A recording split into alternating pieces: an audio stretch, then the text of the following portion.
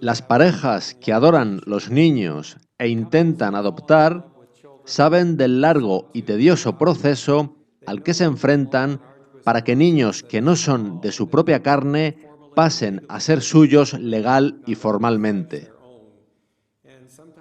A veces parece como si las agencias de adopción fueran un auténtico obstáculo en el proceso. Los gobiernos imponen tantos trámites burocráticos que parece imposible adoptar un niño del extranjero. Pero el amor de los padres hacia el niño es suficientemente grande como para perseverar y conseguirlo. Así que, afortunadamente, en muchos casos se produce el gozo de esa unión entre padres e hijo, el cual consigue un hogar donde es criado y cuidado. Dios también tiene una agencia de adopción, la cual fundó antes incluso de crearnos a nosotros. Antes incluso de crear nuestro mundo, Dios fundó esa agencia de adopción. Eso ya estaba en sus pensamientos.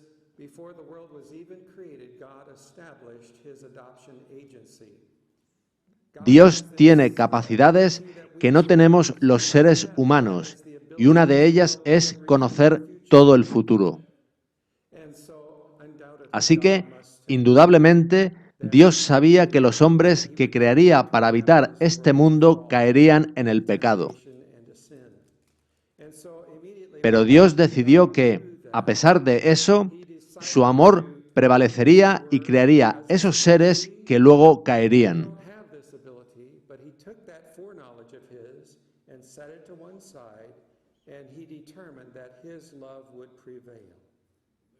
Decidió ir adelante y crear este mundo y sus habitantes a pesar de lo que sabía que iba a suceder. Y fue ahí cuando Dios fundó su agencia de adopción para traer de vuelta a Él los corazones de esos hijos suyos.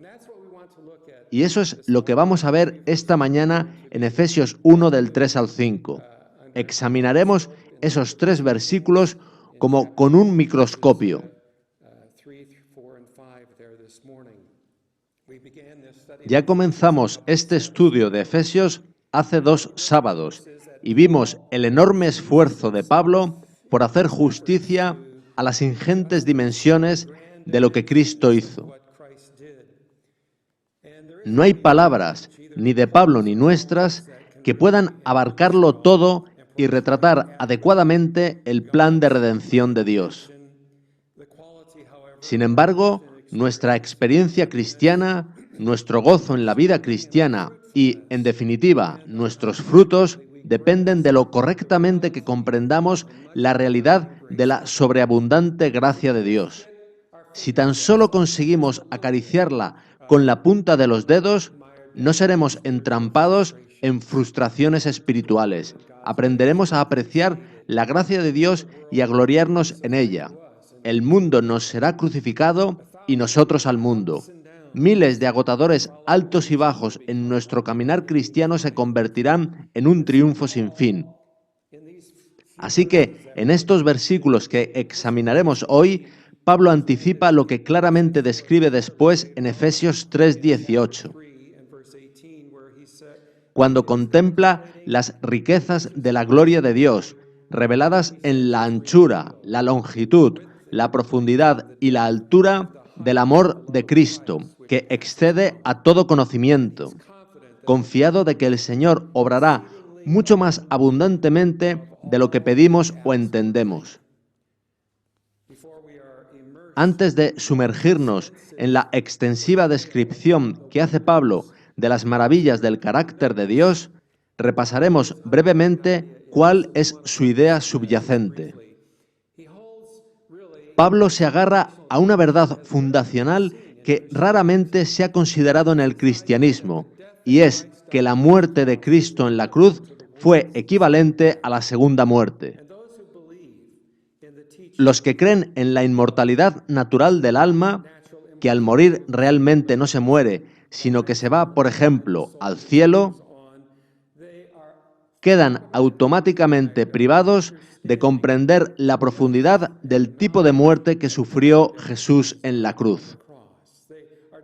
No pueden entender que Cristo verdaderamente murió en la cruz. Aunque sus palabras expresan creer que Jesús murió en la cruz, la idea de que muriera nuestra segunda muerte se les escapa.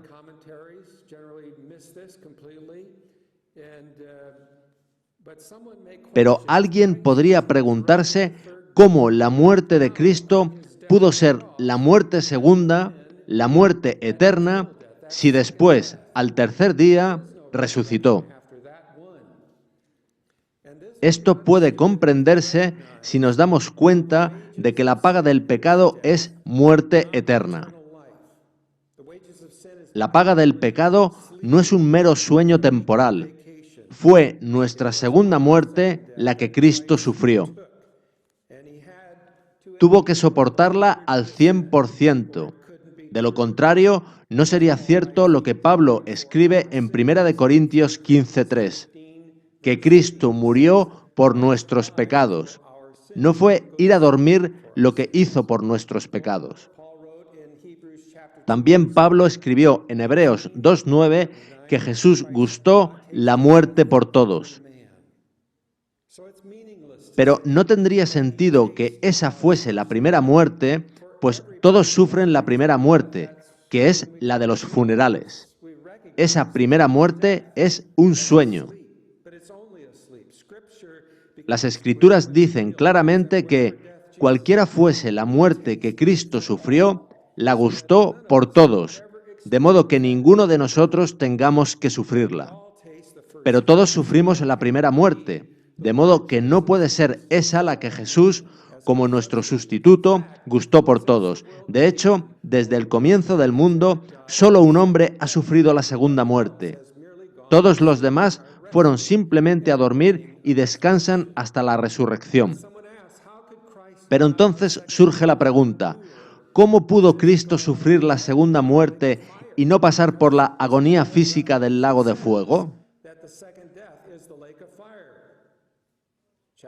Porque Apocalipsis 20:14 dice que la muerte segunda es el lago de fuego, pero Jesús no fue a ningún lago de fuego. Lo cierto es que los que se pierdan sufrirán una agonía mucho mayor que la derivada de la temperatura del lago de fuego. La verdadera agonía de los impíos será cuando, ante el gran trono blanco, se abran los libros y se revele la historia completa de sus vidas, así como su implicación en la crucifixión de Cristo. Cada uno de los perdidos verá finalmente, con horrorosos detalles, las dimensiones de sus rebeliones contra el Cordero de Dios y contra la humanidad.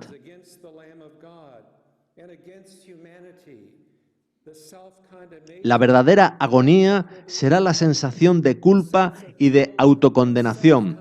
Eso será mucho peor que la temperatura del lago de fuego. Será idéntico al horror que experimentó Jesús en la cruz cuando dijo, «Dios mío, ¿por qué me has desamparado?». Y ese horror es letal. Es la muerte de todas las muertes. Los perdidos desearán saltar al lago de fuego lo antes posible para librarse de su agonía mental. Agradecerán poner definitivamente fin a su existencia. Cuando Cristo, que no conoció pecado, fue hecho pecado por nosotros, bebió la totalidad de la amarga copa de la condenación, aquella que mata el alma. Él no murió por el dolor de los clavos en sus manos y tobillos, sino porque se le rompió el corazón. Renunció a la vida para siempre, eligió la muerte eterna. Y por eso que hizo Jesús, Pablo, en Efesios 1, expresa la siguiente efusión de gratitud humana.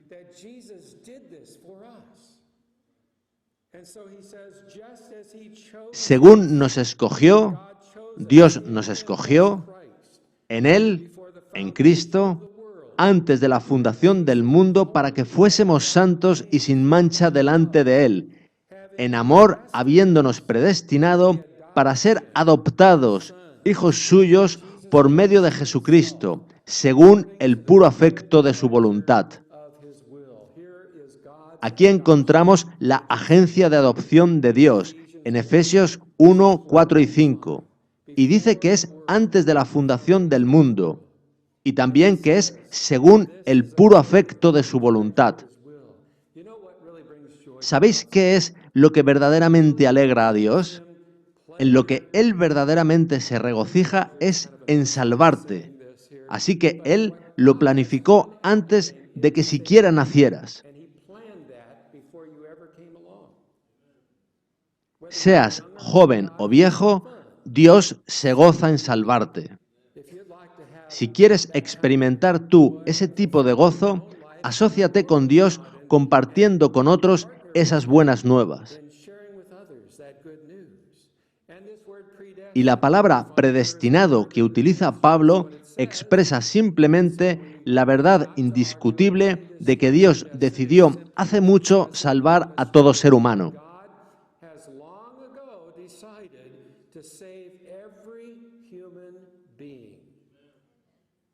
Nos dio a todos nosotros una página en el libro de la vida, que es el libro de la vida del Cordero, de Jesús.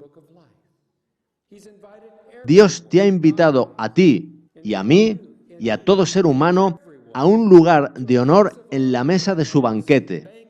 Hay un lugar reservado para ti.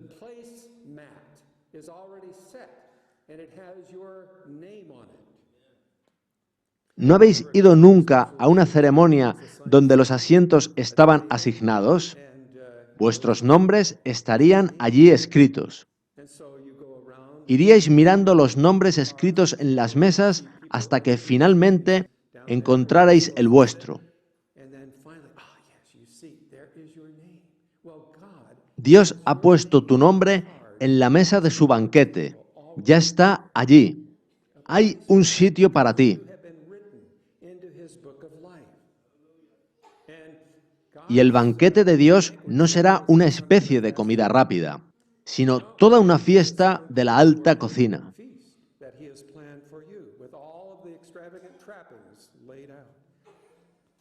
Dios está en serio planificando que tú estés en la fiesta. Porque esto es bueno y agradable delante de Dios nuestro Salvador, el cual quiere que todos los hombres sean salvos. Primera de Timoteo 2, 3 y 4. Pero Jesús tiene que decir la verdad. Él no puede esconder la realidad. Muchos que han sido invitados a este banquete y cuyos nombres están grabados en las invitaciones, no aceptarán la invitación. Esa es la única razón por la que un ser humano puede finalmente no ser salvo. Dios jamás ha predestinado a nadie para perdición. Esa sería una mezquina distorsión de la verdad acerca de un Dios de amor. Nunca debe confundirse su divina presciencia con una horrible predestinación a condenación. Hay carreteras de un solo carril con escarpados precipicios a uno de los lados tan estrechas que, para evitar colisiones, la ley permite transitarlas solo en un sentido o en el otro, dependiendo de la hora del día. Ahora, imaginad que estuvieseis en lo alto de una montaña y vieseis a alguien violando la ley, conduciendo a una determinada hora en el sentido equivocado. Obviamente, vuestra posición os daría el conocimiento de la colisión antes de que sucediese, pero eso no significaría que la hubieseis predestinado. Dios igualmente tiene una posición que ve anticipadamente, hasta el infinito. Pero Dios puede hacer algo que nosotros no podemos hacer, dejar al margen ese conocimiento previo y amar a todas las personas igualmente, con todo su corazón. Y eso incluye a Judas Iscariote. Jesús amaba a Judas tanto como a Pedro, a Mateo, a Natanael o a cualquiera de los otros 11. Y así leemos en Efesios 1, 5 y 6 que el Padre ha adoptado en Cristo a la raza humana y los ha hecho aceptos en el amado.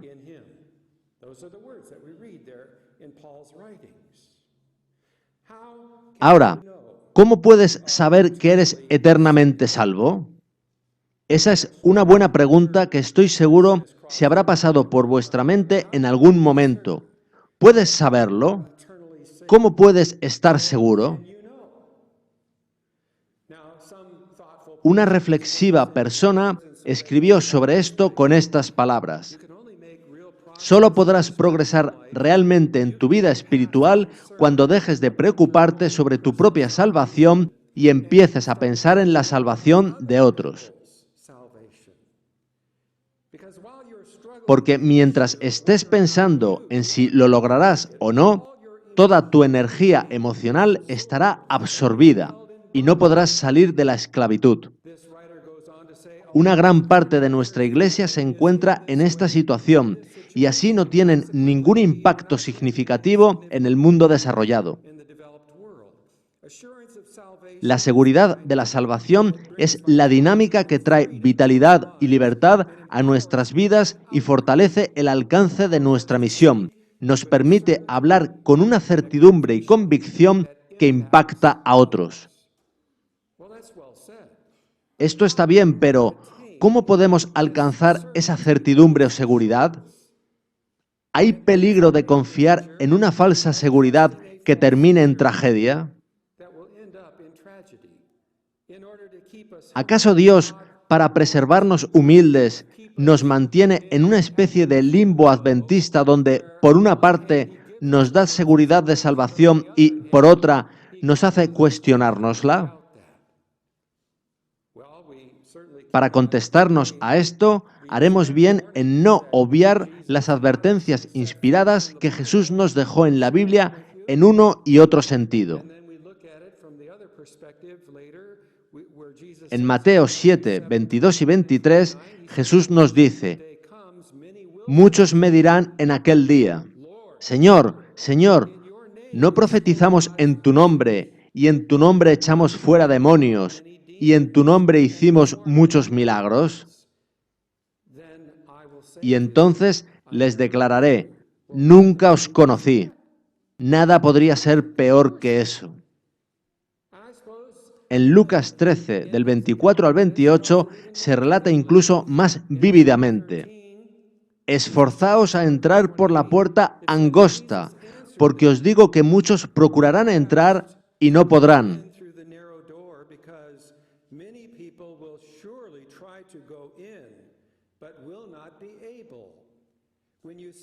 Cuando estando fuera empecéis a llamar a la puerta diciendo: Señor, Señor, ábrenos. Él respondiendo os dirá: no sé de dónde sois.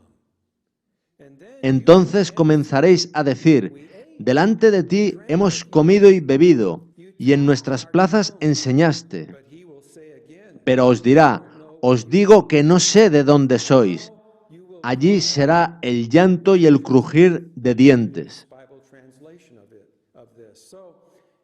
Así que encontramos una misteriosa confusión en los sentimientos de las dos clases que habrá en el gran día del juicio.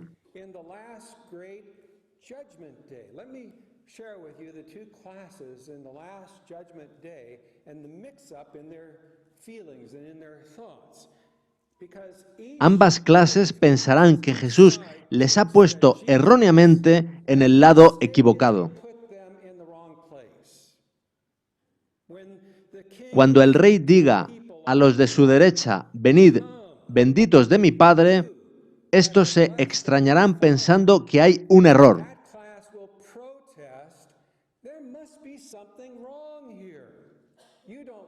Señor, ¿Cuándo te vimos hambriento y te sustentamos, o sediento y te dimos de beber?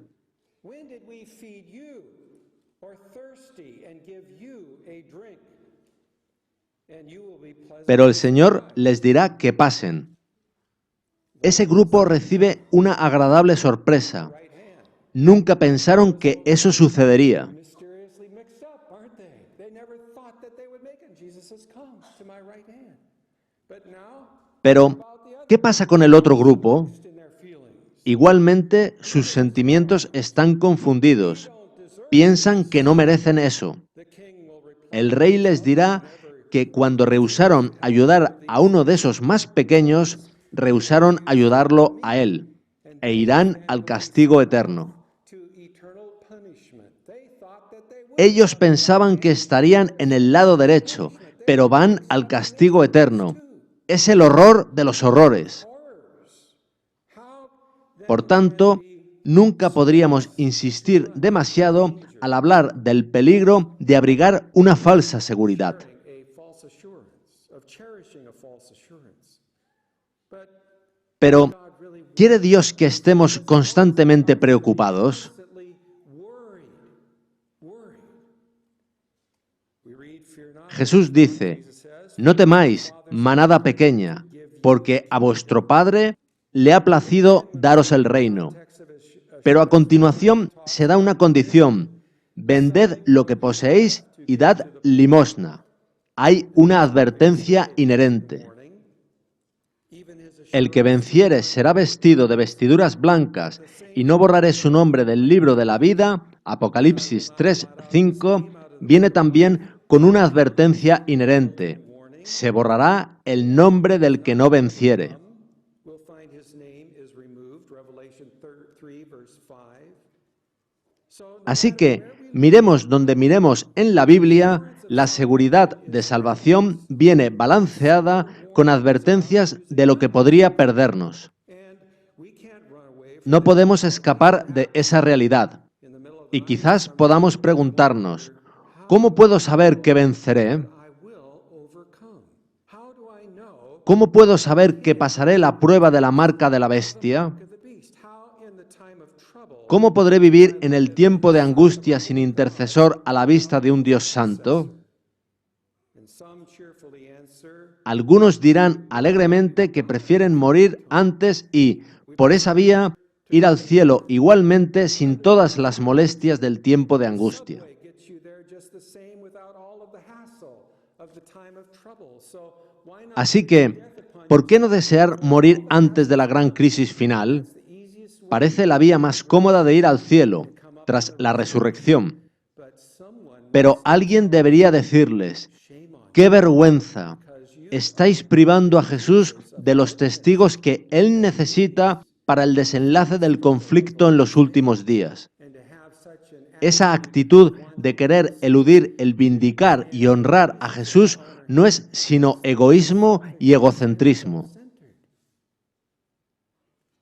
now God doesn't Ahora, Dios no quiere que estemos temerosos ni preocupados. Os digo que ese miedo y ese estrés por ser salvos os hará mal a la salud. fearful about your eternal prospects. And neither does God Tampoco quiere Dios que seamos orgullosos y arrogantes. Ese es el otro extremo. is a concern Lo ideal es una preocupación por el honor de Dios que trascienda el miedo por nuestra propia seguridad y nos haga aprender a pensar en los demás. how can we attain Así que la pregunta es, ¿cómo alcanzar este ideal? thinking about Repasemos algunos sólidos y prácticos principios. principles here in this regard. Number one is that El primero es que el único a quien se le ha prometido seguridad sobre su destino es a Jesucristo. future destiny is Jesus Christ himself. Paul gives Pablo nos da esta sorprendente información en Gálatas 3:16, donde dice, a Abraham fueron hechas las promesas y a su simiente. this promise to Así que Dios hizo esta promesa a Abraham y a su descendiente, con D mayúscula. and Paul goes on to say, he does not say No dice y a las simientes, como si hablase de muchos, sino como de uno, y a tu simiente, la cual es Cristo. Your seed, Paul says, who is Christ. So Así que esa simiente o descendiente de Abraham es Cristo. La promesa de Dios era a Cristo, así como a Abraham. Abraham. So Así que hay una sola persona nominada para salvación, Jesucristo. is Jesus Christ. We read in Isaiah Isaías 42:1 dice, He aquí mi siervo, yo le sostendré, mi escogido, en quien mi alma tiene contentamiento. Su escogido es el Mesías, Cristo. Cualquier otro que herede vida eterna lo hace en Cristo. is in Christ. The Father El Padre ha adoptado a toda la raza humana en Cristo. Cristo es el escogido, pero todos han sido adoptados en Él. Todos reciben la elección dada a Él. been adopted in Christ. The same election that Christ has been given. When did that happen? Jesús recibió esa elección cuando fue bautizado en el río Jordán y oyó desde el cielo la voz de Dios que decía, Este es mi Hijo amado, en quien tengo complacencia. I am well pleased. And the Father was El Padre estaba hablando a Jesús, pero hablando a Jesús también os estaba hablando a vosotros y a mí. He has predestined. Como dice Pablo, Dios nos ha predestinado a ser adoptados como hijos suyos en Jesucristo. He's predestined us to this adoption in Jesus Christ to himself. So the word that Ellen White dice lo siguiente en El deseado de todas las gentes, página 113. Ellen White says in Desire Y las palabras dichas a Jesús a orillas del Jordán, Este es mi Hijo amado, en el cual tengo contentamiento, abarcan a toda la humanidad. God spoke to Jesus. Dios habló a Jesús como a nuestro representante. Él nos hizo aceptos en el amado.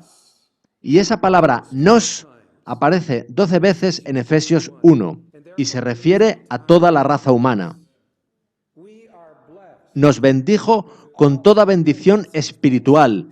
Nos escogió en Él, habiéndonos predestinado para ser adoptados, We have redemption. en quien tenemos redención por su sangre, el perdón de pecados. We have En Él, asimismo, tuvimos herencia habiendo sido predestinados conforme al propósito.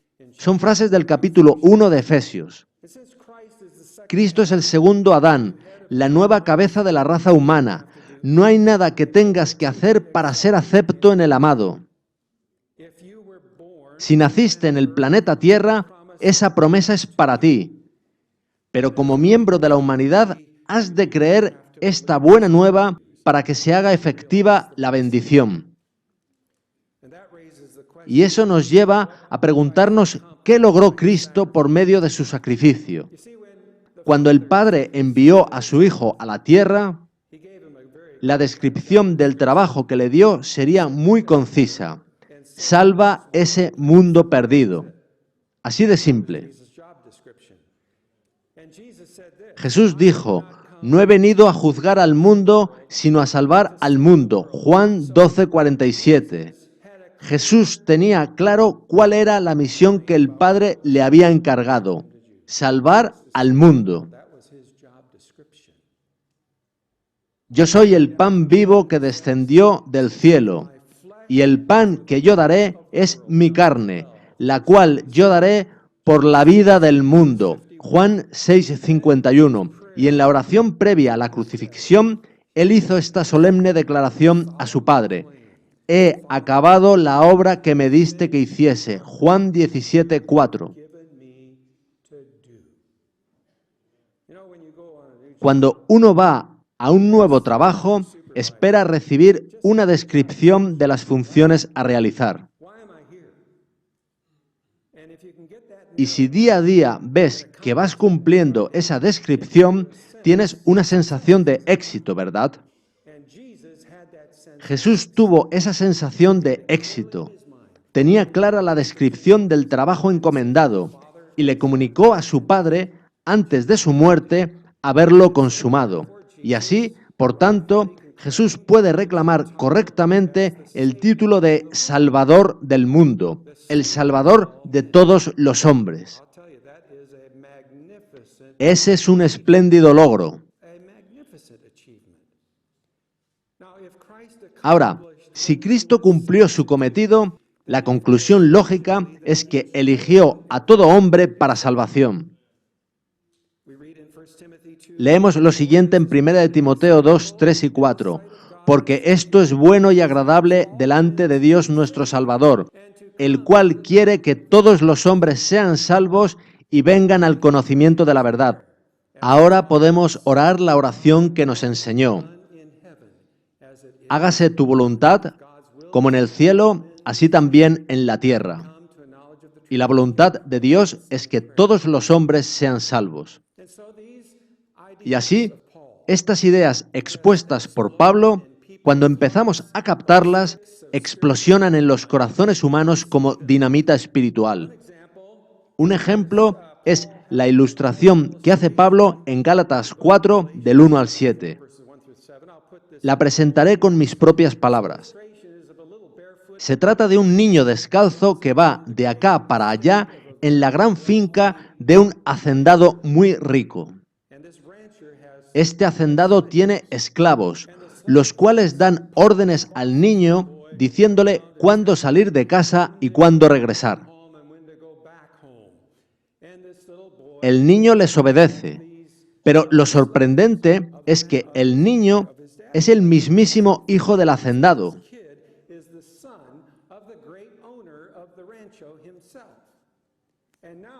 Pero Pablo dice que cuando el niño crece, hereda la hacienda y se convierte en propietario, y él pasa a ser quien da órdenes a los esclavos. Y Pablo dice que igualmente vosotros y yo hemos estado sujetos a la tiranía de los elementos de este mundo, es decir, a nuestra propia naturaleza egoísta. Esta nos tienta desde nuestro interior y Satanás desde el exterior. Estamos sujetos a la tiranía de los elementos de este mundo, a los espíritus malignos, y hasta que oímos y recibimos las buenas nuevas de que Dios envió a su Hijo, nacido de mujer y nacido bajo la ley, para redimirnos, somos como pequeños niños sometidos a los elementos o los esclavos de este mundo, a nuestra naturaleza egocéntrica. Lo que Pablo trata de señalarnos es que Dios no mira a los inconversos como lobos a los que disparar.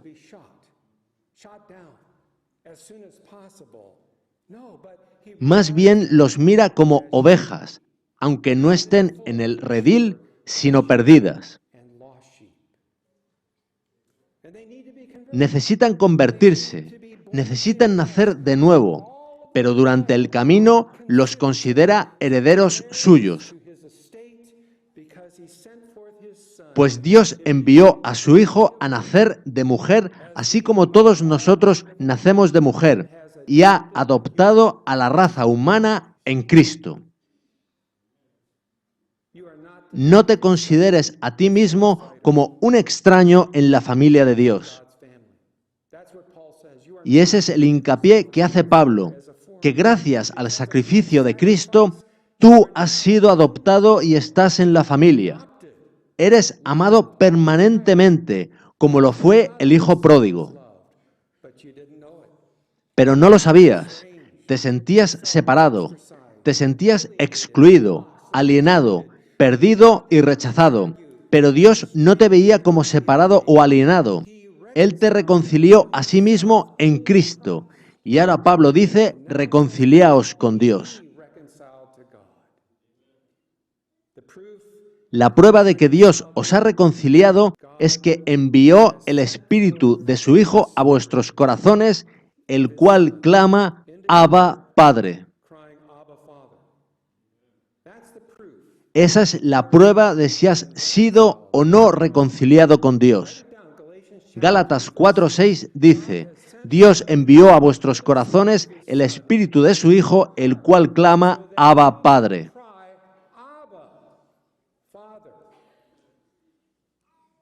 Es precioso, ¿verdad? es muy poderoso. Es una ilustración de las buenas nuevas en Cristo. Y ahora puedes verlo por ti mismo porque tu corazón humano clama, Padre. Right now, I am waiting for my grandson. Yo esperaba que la primera palabra de mi nieto fuese abuelo. And grandma, Mi esposa esperaba que su primera palabra fuese abuela. but all he says is dog. Pero todo lo que dice es perro. Perro ha sido su primera palabra. Dog. A cat is Por cierto, un gato también es un perro. a lion is a dog. Un león es un perro. A car. Un coche es un perro. Everything is a dog. Todo es un perro ahora. But God is waiting. Pero Dios está esperando que lo llames papá.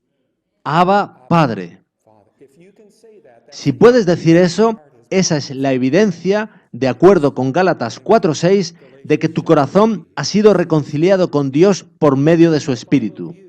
La perspectiva de la Biblia dice que el hijo pródigo es un hijo de Dios en Cristo en virtud del sacrificio de éste como el segundo Adán. sacrifice as the second Adam, and he has elected Él te ha elegido, puesto que se dio a sí mismo para ti en la cruz. have wandered away. You Pero tú te marchaste, vendiste tu primogenitura, y ahora te das cuenta y aprecias tu verdadera condición en Cristo, y permites que el amor de Dios te atraiga a tu verdadero sitio en virtud de que te adoptó en Cristo. Arrepiéntete. Jesus, repent. The legal Toda la raza humana es adoptada y legalmente justificada en Cristo. human race in Christ. Adoption La adopción como hijo es automática para todo aquel que opta por creer en Jesús porque Él se hizo hermano nuestro en la carne cuando entró a formar parte de la familia humana. Jesús nunca lleva a ninguno de nosotros a su Padre como a un invitado temporal. Todos somos adoptados.